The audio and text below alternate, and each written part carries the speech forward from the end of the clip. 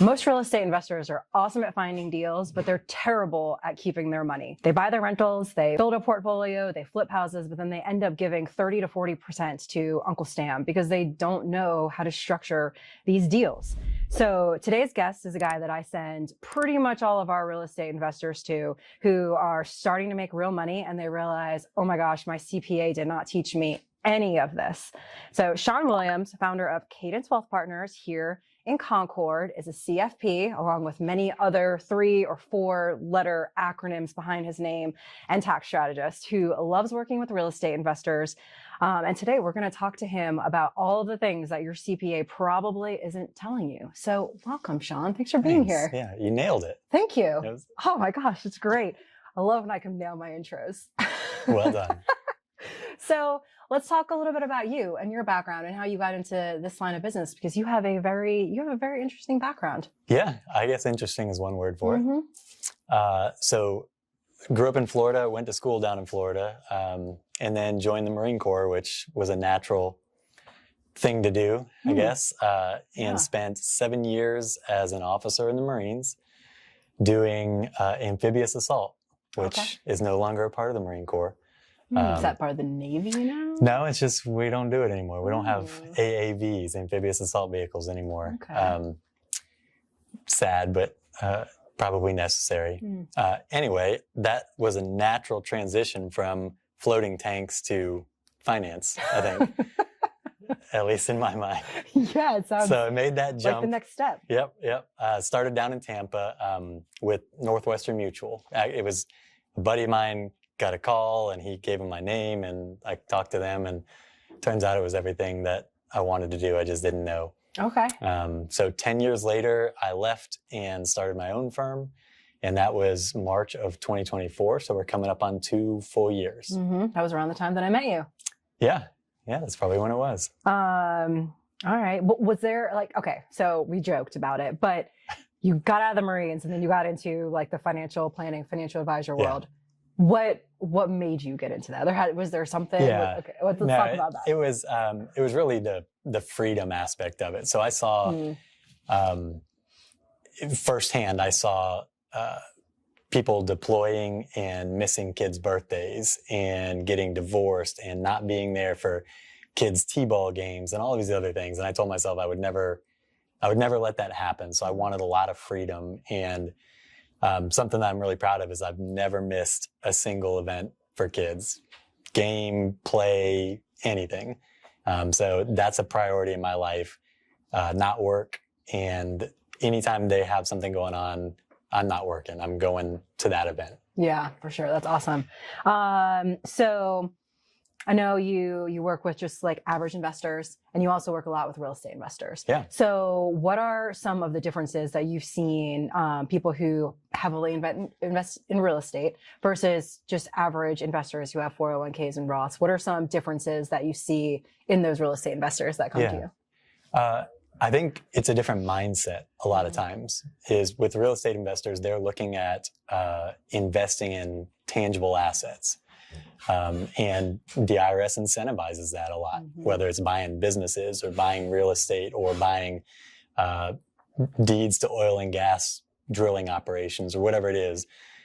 So they have a different mindset than someone who just puts money into their 401k every single month. And it's more of a business owner mindset. And I like that. And there's a lot more you can do planning wise with that, but it starts with the mindset, I think. And they're probably very similar to you in the regard of having freedom and financial freedom. I think it's a big part of it. I'm sure that's a good way that you can kind of bond with them. So when you have investors come in, whether they're real estate investors or just average investors, what is something that you continually see people doing wrong when they come in, they lay out their portfolio and you're like, okay, it's the same thing over and over again? I think one of the big ones is they feel like you always need to be doing something. And sometimes doing something is the worst thing you can be doing. A lot of time, and I'll joke about it, when you're investing in traditional assets like your 401k or IRAs or anything like that, oftentimes the best thing you can do is just forget about it for 20 years and then look at it again, and you're magically a lot wealthier than you were 20 years before. Yeah. And probably less stress along the way because you're not looking at those balances going up and down, and you're not tempted to do something. Most of the time, it's the wrong thing. So I think the best thing you can do a lot of times is just forget about it for a while. Keep investing, but just forget that it's there. Yeah, I totally agree with that. I went through a phase where I was getting into investing, whether it was real estate or just investing like 401k, Roth and everything. But all these apps started coming out. Robinhood, Fundrise was one where you could invest in REITs. And I was not very educated, but I had a little bit of extra money in my pocket. And I'm like, oh. And they make it exciting. They make it exciting. So then you put $500 in, and then you're like, oh, wait, I don't even really fully understand what exactly that I did. So I'm glad that I'm not the only one there. It's kind of like legalized gambling. It is what you're doing. Legalized gambling, for sure.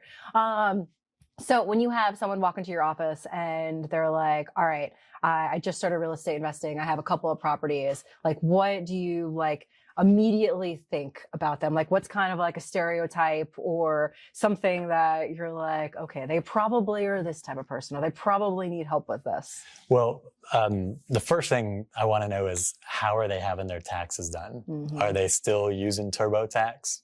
And a lot of times the answer is yes. And if they are, that's immediate. Okay, let's figure out a better solution to that, because they're probably missing out on a lot of opportunities there. So who's doing your taxes? If it's TurboTax, we need to find someone competent who can actually do the tax. And we'll work on some of the strategy on the back end, but that's probably the immediate thing, is who's helping you with the tax returns. And you do not do taxes. CPA is not one of the 3-letter acronyms. No. That is not. Yeah, I don't ever want to file someone's taxes. Yeah, that sounds like a lot. Yeah, no offense to CPAs. No offense. To me, that sounds miserable. There honestly needs to be more of them, though. There's a huge shortage. They're very hard to find. There's a huge shortage of good ones, too. They're all retiring. For sure. Why do you think that is? I mean, I know why they're not retiring, but why do you think there's a shortage of CPAs? I don't know. They make a ton of money. They can, but it's seasonal and it's transactional, I think. And a lot of people want to go to a more recurring revenue business, like potentially real estate. So I don't know. Okay. I don't know the answer. Yeah, it's interesting. All right, let's talk about mistakes, because I think that a lot of our listeners are like, oh, yeah, I've done that. So what are some of the biggest tax mistakes that you see real estate investors specifically making? Yeah. Not having the right entity structure. And I guess that's not a tax mistake in and of itself, but it can lead to tax mistakes if we don't have the right structure in place to begin with. Not delineating the difference between a short-term and a long-term rental, so mixing up Schedule C's and Schedule E's, which can have really big consequences. And then not understanding, probably the other one is not understanding how to take advantage of all of the deduction opportunities available to them. As an example, improvements versus repairs. How can we move our improvement expenses into repair expenses and take that deduction year one, as opposed to expensing and depreciating it over time? Okay, depreciation, that is a big word that we hear all the time. What can you just explain? Like, I'm a 5th grader. So sometimes I need that. Okay. What is depreciation? I used to love that show, Are You Smarter Than a 5th Grader? I watched it all the time. Okay. Jeff Foxworthy, right? I don't know if it's still on or not. I don't think it is. It was fantastic. And most people were not. The kids always won grader. For some reason. Yeah. Anyway, tangent. What was the question again? Depreciation? Yes. What is depreciation? Depreciation is just reducing the useful life of an asset over a period of time. Okay. And for residential real estate, the IRS gives us that period of time is 27 and a half years. Okay. And so we get a 127.5 with a TH after that deduction of that asset every single year. So over 27 and a half years, we will have depreciated that asset's value to 0. Okay. So it's a way for the IRS to incentivize people to invest in assets, because you get a pretty consistent, pretty sizable deduction each year. And there are ways to accelerate that. And I know you probably have that at some point that we'll talk through is cost segregation. Oh, that was going to be my analysis. next question. Oh, So another okay. term to break down, because that is Yeah. another one investors are always throwing out there, is a cost segregation study, or a cost seg Yeah, is the that's the cool way to term make it that sound the investors Cool. Yeah. throw out there. So what is that? Yeah, a cost segregation study is just going into that asset and saying, okay, there are certain parts of this asset that will depreciate faster. They will lose their value faster than other parts. Okay. So instead of 27.5-year schedule that we get to deduct over time, there are certain components that the electrical components we may depreciate over a 10-year period, or the plumbing over a 10-year, or the cabinets over a 5-year, or whatever it may be. And so when you do a cost segregation study, a third party comes in and they look at the entire structure of that building, and they determine, okay, these are the components that we can depreciate over a 5-year period. These are the ones that we can depreciate over 7 years. These are the ones we can depreciate over 10. And this, we still have to depreciate over 27.5.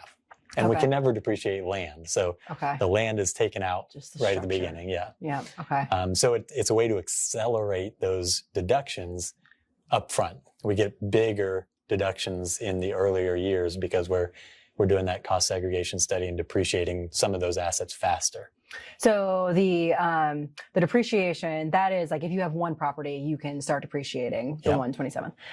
If you're doing a cost segregation study, like how many properties do you typically have? Like how many assets do you have before you're doing that? Or is that like Yeah. you have one or two properties? Like when is Yeah. the typical time? You can do it if you can do it on a single property. Okay. You can do it on your entire portfolio properties. Because they're expensive, aren't they? I've heard they're pricey. It can run a couple of $1,000s Yeah, that's to what I do a thought. cost segregation study. So you want to make sure that you're going to get the value from that study up front, or in the course of those deductions that you're taking. And with the new tax bill that was passed last July, what's called bonus depreciation is back up to 100%. Okay. And that just means the extra depreciation that we get to take on assets is now back at 100%, meaning I'll give you an example that's easier to understand is last Again, you year. have to break everything Yeah, down. no, perfect. Taxes, fifth Let's grade use level. a truck. You're buying a truck for your business, and it's $100,000. Well, in 2024, bonus depreciation had eroded down to 60%. Okay. So if you spent $100,000 on that truck in 2024, last year was 2025, right? Mhm. In 2025, you could take 60% of that purchase as a deduction year one. So you could take a Okay. $60,000 deduction by purchasing that $100,000 truck. When the new tax bill was passed in July of last year, that number went back up to 100%. Okay. So you could purchase a $100,000 truck, get a deduction for $100,000 in year one. Okay. Now, that doesn't mean that if you need tax deductions, you should go buy vehicles. That's buying assets for the tax deduction is a horrible strategy. If you need the vehicle anyway, and you're getting the tax deduction, that's a much better outcome. But it's the same concept now with properties. When you do that cost segregation study, you can take 100% of those depreciation costs in year one now, as opposed to 60%. Okay. So it's even more advantageous now after the new tax bill than it was the past couple of years. So as you were talking, I'm trying to think. So, okay, say you buy this truck or you buy this asset, you Yep. take the 100% depreciation Yeah. that first year. Yep. What if you sell that truck the next year? Yeah. Can you do that? Or do you have to pay Well, all you that money can. back? Then it's called depreciation recapture. Okay. And it's something that catches a lot of people off guard. Yes. So you do have to pay back that depreciation that you took from the IRS. You pay it back at your highest marginal tax rate, Okay. capped at 25%. Okay. So if you're in the 37% tax bracket, you only have to pay back depreciation at 25%. Okay. If you're only in the 12% tax bracket, you only have to pay back the depreciation at 12%.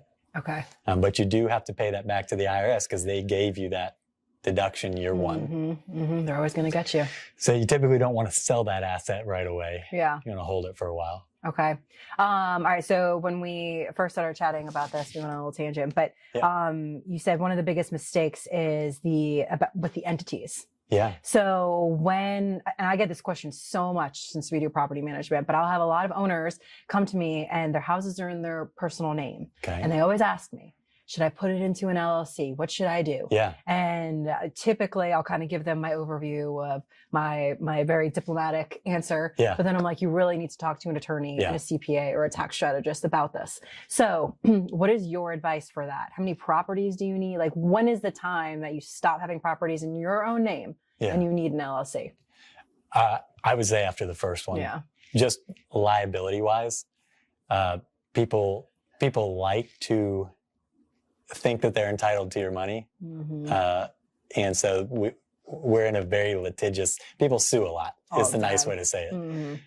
And so if I own any property that's not my primary residence, I'm putting that in an LLC just to provide some liability protection.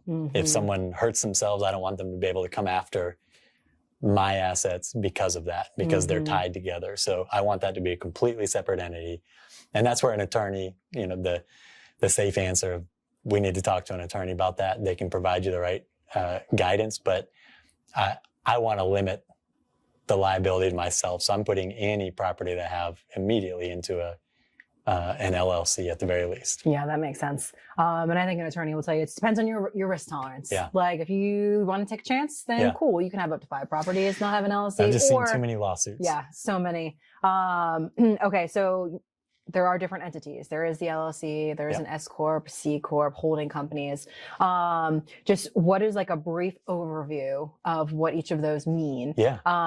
And like how, I mean, I assume there's different tax implications, but like between having something in your own name versus having some, this is multiple questions in one. Yeah. But having something in your own name, personal name versus having something in an LLC, is that a tax advantage? Like, yeah. So let's start there. Having something in your own name versus an LLC has zero tax ramifications. It's the exact same setup. Cool. Because that LLC is a pass-through entity, meaning anything that happens tax-wise with that LLC goes right to you as the person, as the sole individual. So just setting up an LLC doesn't change the tax situation at all. Okay. You have to have an LLC set up to elect S corporation taxation status, which is different. Then you would have a separate tax entity. Okay. So the LLC in and of itself doesn't change your tax at all. Okay. But if you elect to be taxed differently on that LLC, you can file IRS Form 2553 and say, I want this entity, this LLC to be taxed differently. Then you can be taxed as an S corporation. So then you'll have actually 2 separate tax returns. You'll have 1120S for the corporation, and then you'd have your 1040 as an individual. Okay. That's when tax situations, tax differences start to happen, is when you change your filing status. Okay. And this is exactly why you need someone like Sean on your team. So at what point does like the tax strategy start to matter? Is that when you have your first property? Is that when you have 10? Is that if you're doing flips? I actually had a question yesterday from one of my real estate agent friends who is an investor, and she's like, hey, I'm doing a flip, but like, how do capital gains work after I sell it? So when do you see most people coming to you? Yeah. And when should they have been coming to you? Oh, that's a good question. I would say when should they is well before they do anything. It's like the old adage, when's the best time to plant an oak tree? 20 years ago. The second best time is today. Because we can often get ahead of some of the mistakes that have the potential to rear their ugly head before they happen. Once you've made a transaction, it's too late. You can't go back and change it. So before those moves start to happen is when people should be talking to us, is the short answer, I guess. So I guess that was a long immediately, answer. when you're buying your first property, basically also should have a tax strategist on your team to kind of plan for the long term. Yeah, it's going to change. It's going to change how you file taxes, how you think about taxes, how you plan for taxes when you start adding assets to your balance sheet like that. Yeah, for sure. So what's kind of the biggest difference between you and a CPA? Like, what are you helping people with versus a CPA is not helping people with? Well, I don't want to say CPAs not helping people with, Fair. because there are a lot of them that do, most of them do good work. Where I'd say we operate differently is most CPAs, we talked about at the very beginning, it's transactional because they're so busy all the time that they're focused on the returns. They say, give me your 1099s and your W-2s and all your forms. We'll look at what happened last year. We'll file, and then this is what you owe. So it's very looking in the rear view mirror. Retrospective. And we want to be looking forward. We want to be proactive with the planning and say, okay, what do we anticipate happening? What happened last year? We know we can take advantage of these things, having assets or the way that we file our taxes, or the opportunities that we have available to us. What things can we be doing throughout the year proactively to end up in a better tax situation, as opposed to in April saying this is what you owe or this is what you're getting back. And that's probably the biggest difference. And there are some accountants that do that, but it's very rare, again, because they're so busy just doing tax preparation that they don't have a lot of time for tax planning. For sure. They are super busy. And we honestly see this happen time and time again. People will come to us. They've made the mistakes and now they're like, all right, I didn't structure this correctly. I didn't plan. And that's typically why a lot of people will come into our office, because they're like, okay, now I need help. Now I need to kind of unwind what I was doing incorrectly and do the correct things. And then that's kind of where we come in and help consult them and then connect them with people like you. And really work together to put them on the right path instead of the like, I'm just winging it. Because, it typically starts like they buy a property and they're like, oh, this is fun. They buy another one, they get another one. All of a sudden they're like managing it by themselves. They're turbo taxing by themselves. And they're like, oh, all of this money is just gone. And they're like, where'd my cash flow go? So, it happens. And to your point, it's not impossible to go back and fix stuff. It's that is true. Really hard. That is true. It costs you some money. And it does, and a lot of time. As an example, we had someone come in. I think I mentioned this in the class that we did, but we had someone come in and they had been doing a lot of stuff on their own for a while, but they had several properties and they were all short-term rentals. They were Airbnbs, which are treated differently on the tax return than a long-term rental, and they were listing it on their Schedule C as a long-term rental.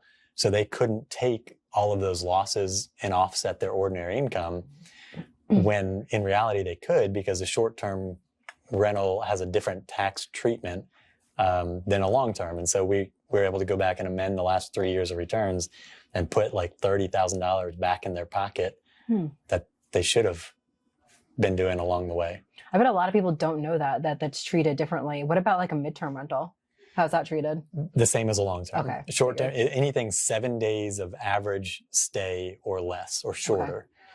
So if you take your total number of days that you rented out that property and you divide it by 7, or you divide it by the number of times it was rented out, rather, if it's less than 7, then it's considered a short-term rental. And there are a couple other qualifications you got to meet, but most of the time those are pretty easy to do. Okay. Sean mentioned he has spoke at our monthly meetings, I think 2 times now. You may have even had a third in there, but you're always a wealth of knowledge, always giving pro tips to the people in the room. So this is your chance to give some pro tips to our listeners here. So a little bit of insider tips. So people that are listening, they have like 2 to 10 properties. What should their structure look like right now? Just average person. They have long-term rentals. Okay. What would you like to see them have if they were coming to you? Well, first we got to start with a little bit of discovery and figure out what's the plan for those. Are they all going to be long-term rentals? What's the exit strategy for them? Do they want to flip them in the next year or so? Because that's going to change a lot of how we want to see that structured and maybe potentially how they're grouped together. So I hate to say this, but it depends a lot of times on the goals they have for those individual properties or those groups of properties and what they ultimately want to see happen. How do how are they supposed to pay themselves? Like when they get the rent goes into their business bank account. Yeah. How is that payment, like if you're living off that cash flow, how is that structure supposed to be? Yeah. The very first thing that anyone who buys even their first property needs to do is set up separate accounts. Mm-hmm.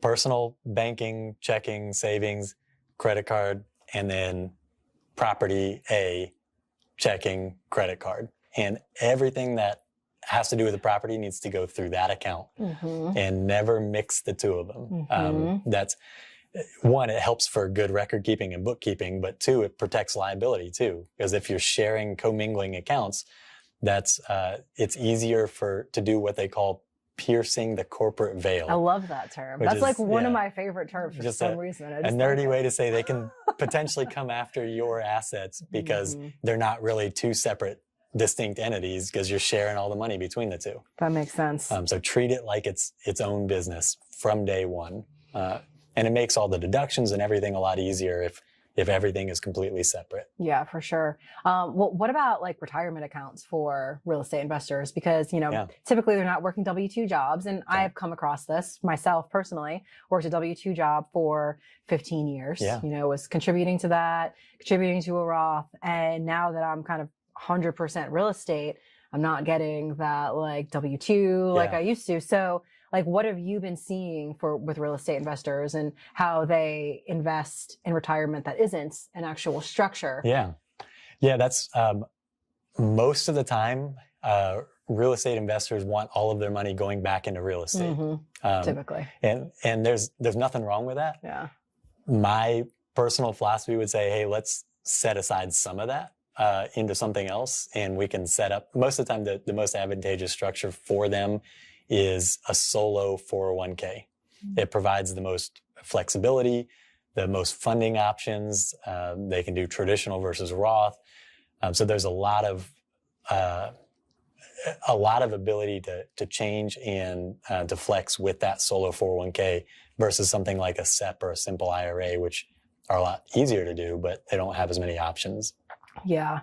All right. So then I guess then they would be basically using the cash flow that they make, or a portion of the cash flow, and then reinvesting that in some kind of other paper asset, like one of these 401ks. When it makes sense. When it makes sense. And then do you work directly with people's CPAs? Yeah. Okay.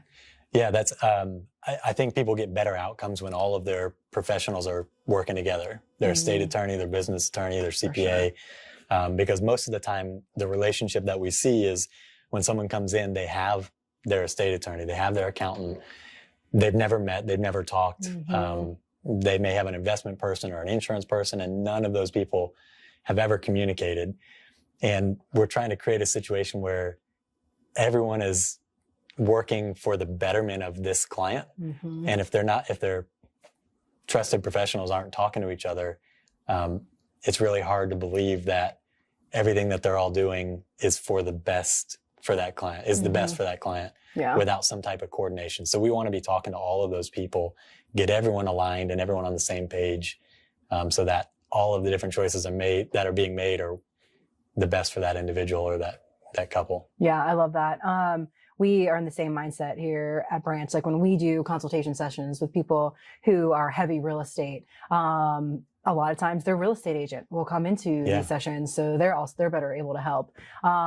It'd be cool if like when we have the same kind of people that we're working with, for us to do a session like that. We haven't done that yet, but we definitely should. That's a good idea. Right?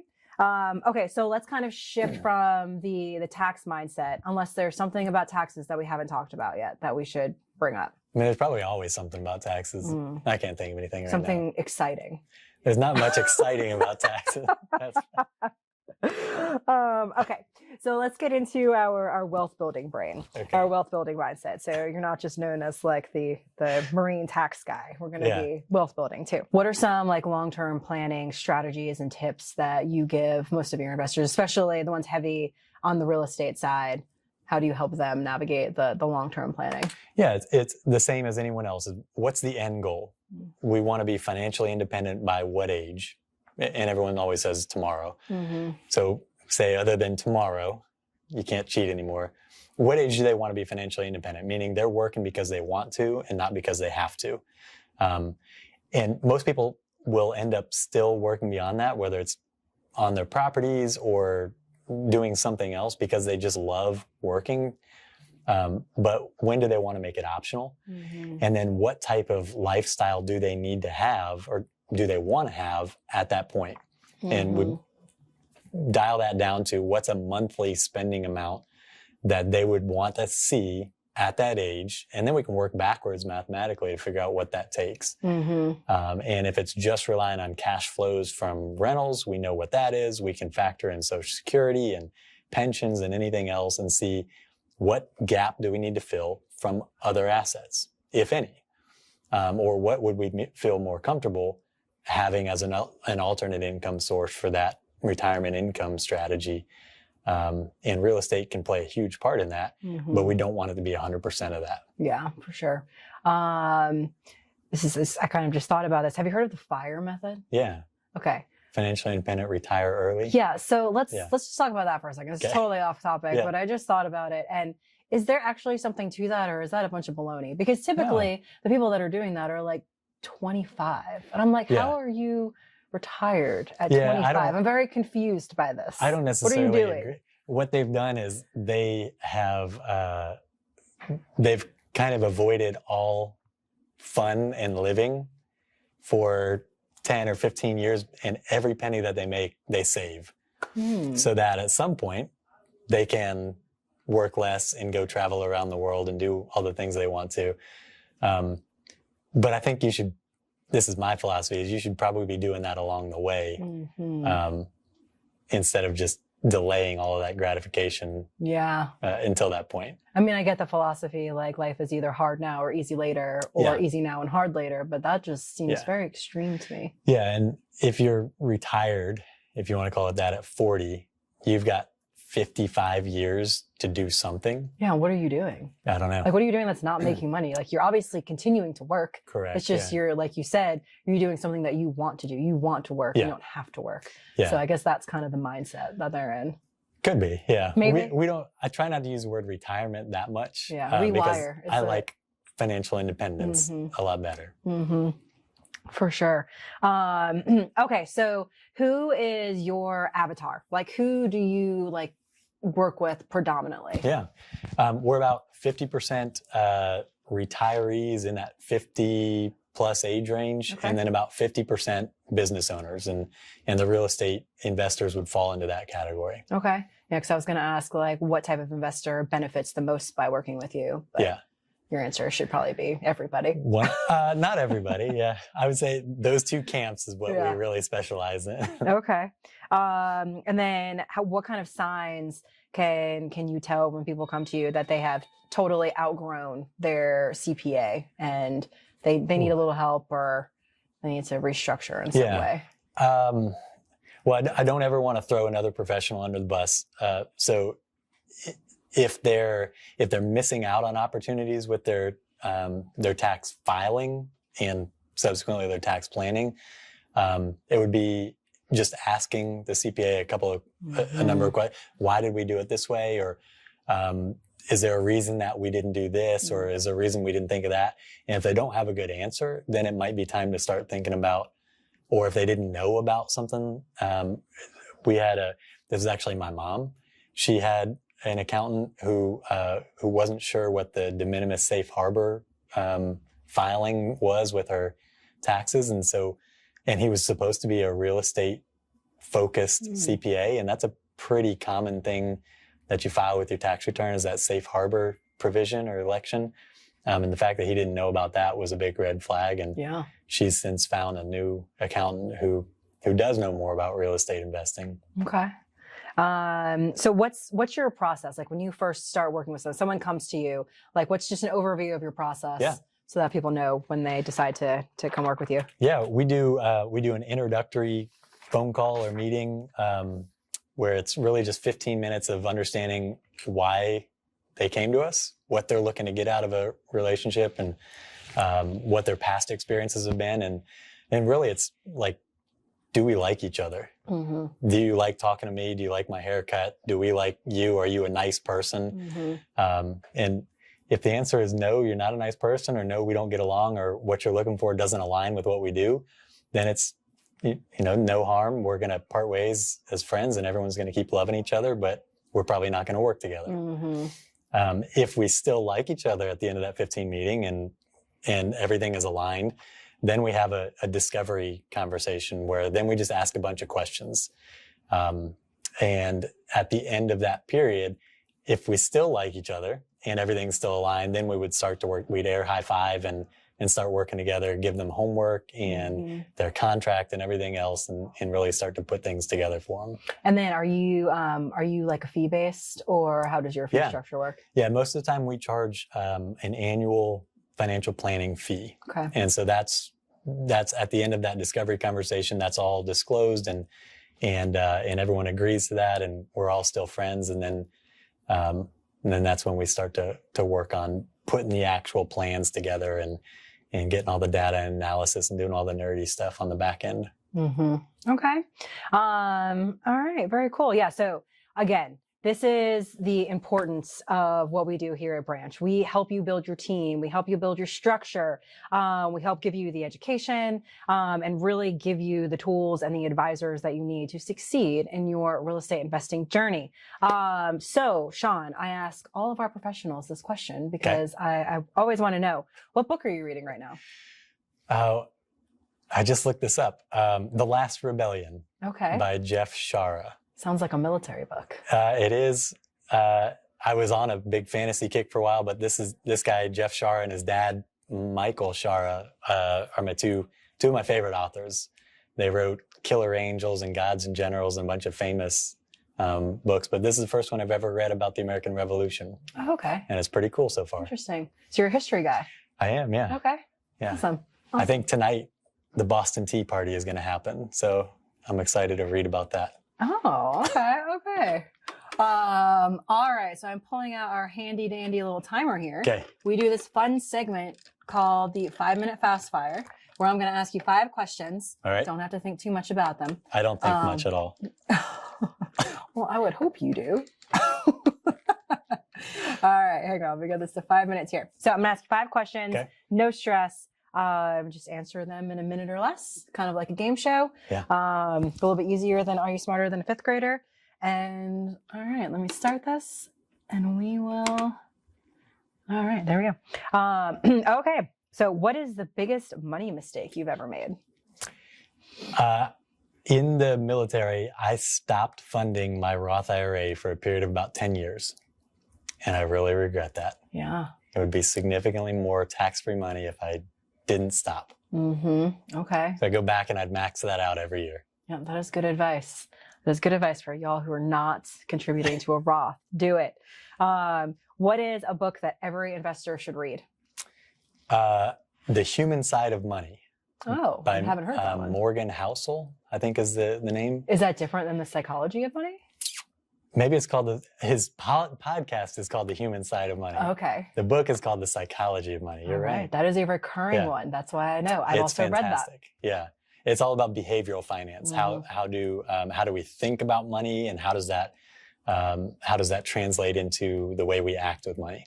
That was one of the first books I read when I started getting into real estate investing. And I learned about it because my managing partner, when I was working in private equity, bought it for all of the other partners. Yeah. And I was like, ooh, there must be something to this one. I'm going to pick up a copy as well. So Psychology, The Human Side of Money is his podcast, which is also fantastic. Okay. I haven't listened to his podcast. That's good to know. All right. What's one thing that most people misunderstand about financial advisors?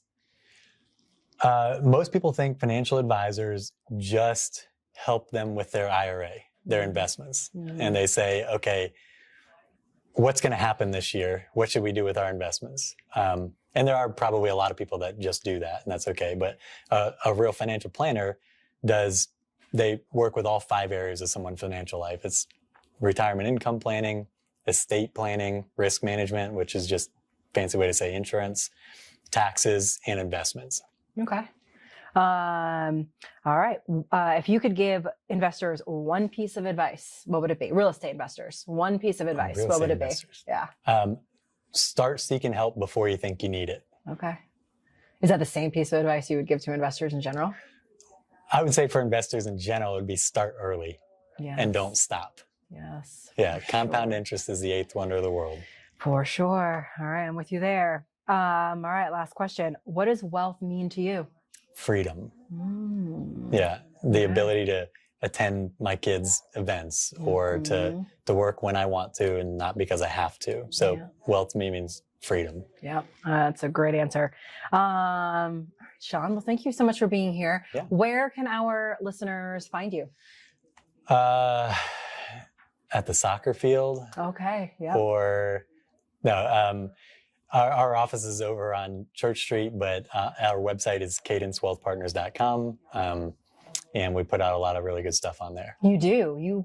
So you should definitely subscribe to his newsletter. You do some really cool things where you'll like place yourself into Friends and Seinfeld and whatever other sitcom, and they are hilarious. So. We took a break for a little while because of our fall planning sessions, but that's going to be starting up here again in a week or so. That's awesome. Some more new stuff coming. I love watching those. And you also mentioned that you do have a downloadable for new investors out there. So if y'all comment after you watch this video, put your email address, we will get you a copy of Sean's downloadable. We also have a really cool 9-to-5 downloadable. So you will get a twofer there if you drop your information. Is there anything else you want to let our listeners know before we sign off? No, thank you for having me. This was a lot of fun. Of course. So if you guys are listening to this and you have made some of the mistakes that we have talked about, then you are in the right place. This is exactly what we do here, whether you're trying to buy your first rental, scale to 100 doors, or figuring out how to structure things correctly. This is what we are here to help you do. We are here to be part of your team and find you the other great members of your team, whether it's a tax strategist, a CPA, a property manager, a real estate agent. That is what we are here for. Sean is one of our favorite partners on the financial and tax strategy side. I think I honestly probably send most of the people that ask for a tax strategist over his way. So we really trust him and his expertise. And like I said, all of our information is below. If you want more information or set up a call, just let us know and comment below. See you next time.